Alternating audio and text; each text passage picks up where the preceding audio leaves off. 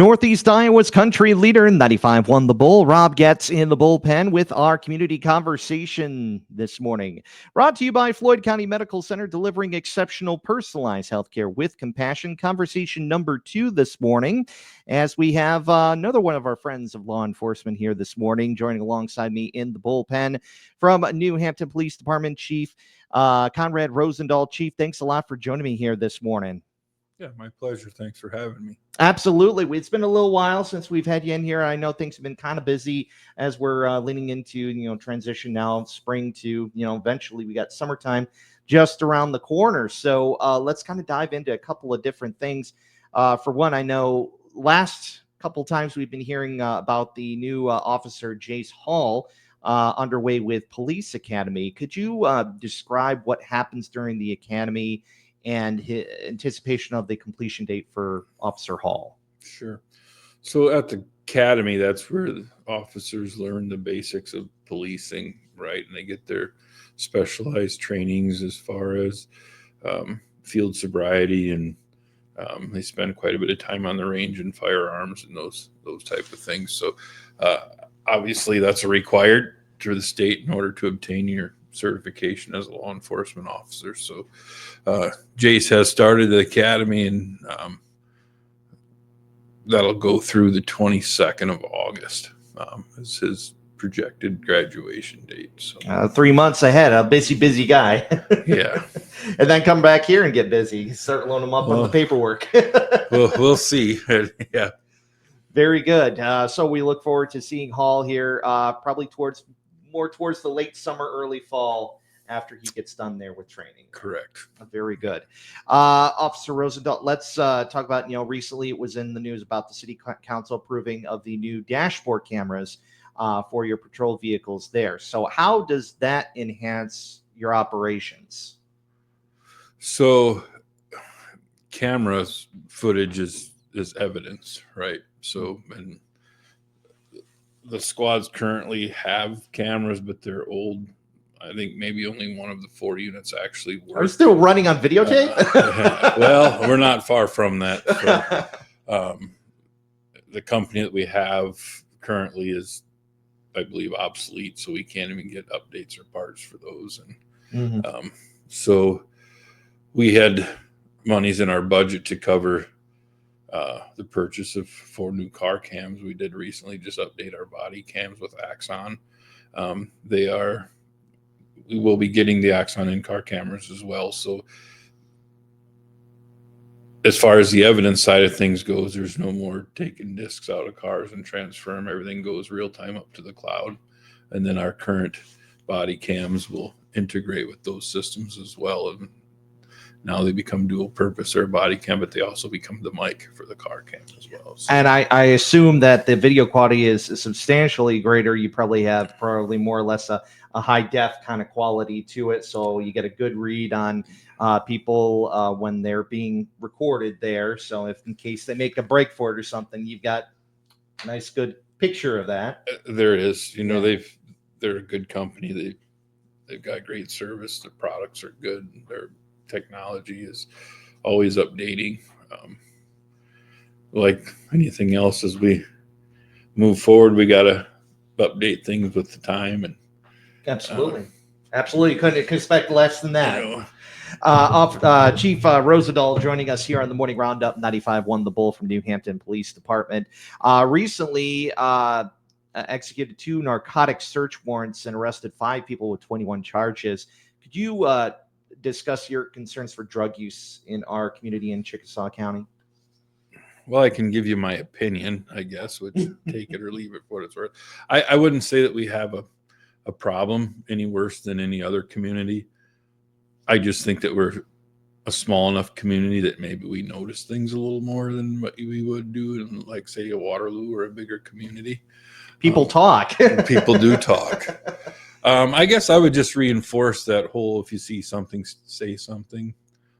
We have found some narcotics here in the last month and a half in paraphernalia tossed out on the boulevard. And I don't know if that's because some people were being followed by somebody and were paranoid and threw their stuff out, but it's not normal to see people just throwing their drugs out onto the street. So just kind of thinking off the top of my head, is that like chief among the top with narcotics? Is it like more meth related, or is it marijuana? Is it a little bit of both? You're seeing that? Yeah, mostly meth stuff that we've seen. Mm-hmm. And again, I don't think it's any worse here than any other town. I think everybody knows each other. So you see things and you hear things, and as far as the search warrants and the charges go, we need to keep in mind that you're innocent until proven guilty, that those charges are merely just, that's what they are as a charge. So that's a benefit going for us. I mean, we were small enough that everybody knows, your name and number and stuff. And then sure enough, if you catch them with their pants down, there you go. That's one way of looking at it. Yes. Pretty much. Chief Rosendahl, our guest here on the Morning Roundup 95.1 The Bull. Last we spoke about the canine update on that. Have you and the canine police officer handler Darby Stone met your dog yet? And if so, is there a training timeline for what we're calling a dual purpose dog, right? Correct. Yep. He's dual purpose, which means he'll do narcotics detention, apprehension, or what they call a bite dog, and then search and rescue as well. So tracking. Excuse me. So yes, when we received the grant to purchase the dog through Oz Corporation, one of the stipulations, there was 2 stipulations that came along with receiving that grant. The first one was, so it was Oz Lifting Products out of Winona, Minnesota that gave the grant. So their request was that the dog's name had Oz in it somewhere. And then the second request for the grant or requirement was to use Code Blue training out of Rushford, Minnesota. Tracy Erickson is the trainer. He was a retired Houston County lieutenant and canine officer and trainer. So he does great work with training. But so as far as the update goes, I think we're within $80 of making our goal, the $35,000 goal to fund the program, which has all been grant and donation funded. Officer Stone did pick Oscar up last Thursday. They're kind of in a bonding transition right now, which means he'll have the dog with him, but he cannot be used in any official capacity until they've both been trained. So keep him on a tight leash a little bit. Correct. So, and they're on track to go to this fall training, which starts the first, I believe, August 3rd. And then that's a 12-week program as well. So they'll be leaving just before Jace gets back. So we're full staffed, but with guys attending training, we're still piecing some schedules together, and a few guys picking up overtime, and I'm sure get all the ducks in a row what here. We need to do to make things work. So, but it'll be nice this fall when we have everybody trained in a full staff and a new canine unit and up and running.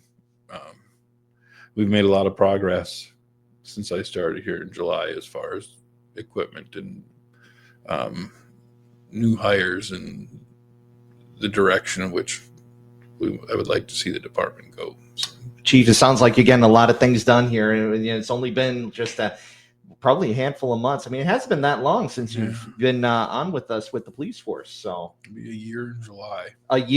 Within a year, you've done a lot with the community, and it's good to see that things are chugging along here. And we look forward to later this summer, early fall, to see things all come together here. So yes, more information on all those that we discussed there. Oh yeah, one other thing, the STEP program you guys are going to be doing, that's underway now until I believe the early beginning of June here. We spoke with Iowa State Trooper Tom Williams about it, saying, it's not just state, but local law enforcement too. You guys will be focused on a lot of different things to look out for. I'm assuming, especially with Memorial Day weekend up ahead, or some of the things that you guys are going to be looking at when you're enforcing the traffic enforcements. Right. Thank you. So, yeah, the STEP is the Governor's Traffic Safety Bureau puts that program on. It's a grant program for the departments that do participate in that. The grant monies can be used either for equipment or overtime pay, and it's a special enforcement. We're looking for people driving under the influence and trying to make the road safer and keep the fatal accidents and fatalities down. Notice seatbelts have been a very big seatbelts are a issue. big part of that. Yep. And the texting and driving is also chief among the top priorities now too. Correct. The distracted driving is a big deal. It causes a lot of accidents, and it can be very deadly. So there's a lot of devices that are made that you can be hands-free. Most of your new cars now, Bluetooth, everything connects automatically. So there really isn't a need to have that phone in our hand when we're driving down the road. Yeah, I was trying to adjust my radio early this morning coming on down, and sure enough, deer goes right into the path of my car, but thankfully did not do any damage to the front, just kind of nicked him from the side. And he just flipped sideways over across the highway. Got up and probably walked right off. Probably did. I kind of shook its nerves there, but sometimes you need a little get up and go. Yes. So through the holiday season here, the next week or so, a couple of weeks, we will be active with the STEP. So just buckle up and leave your phone down and obey the traffic laws, and you'll be fine. And I'd be advised to people, if you are going to be using your phone hands-free, there's always Bluetooth adapters. You have one in my vehicle. I mean, I have over 25-year-old vehicle that has no Bluetooth capability, but all it takes is what, $10-20 to get one of those things, and you're hands-free. There you Correct. go. More information on all those we discussed there, Chief, and further information, general questions for you there at the station. How can we get a hold of you for more information? Right. So you can reach out, email, or you can call the office. And if you can't get a hold of nobody in the office, you can call the non-emergent line at the sheriff's office, and they can get a message or transfer to whichever officer is on, or myself. Yeah. Leave a message. We'll call you back. Absolutely. I believe the non-emergency number 641-394-3241. That's correct. All right. Well, Chief, thanks a lot for joining us here on behalf of the New Hampton Police Department, and we look forward to the big and great things you guys are doing there at the police department. We look forward to the K-9 unit to see a friendly face there as we get towards later in the summertime. Yeah, it's exciting. So. Very good. Well, Chief Conrad Rosendahl here on the Morning Roundup 95.1 The Bull. Our community conversation this morning brought to you by Floyd County Medical Center on 95.1 The Bull.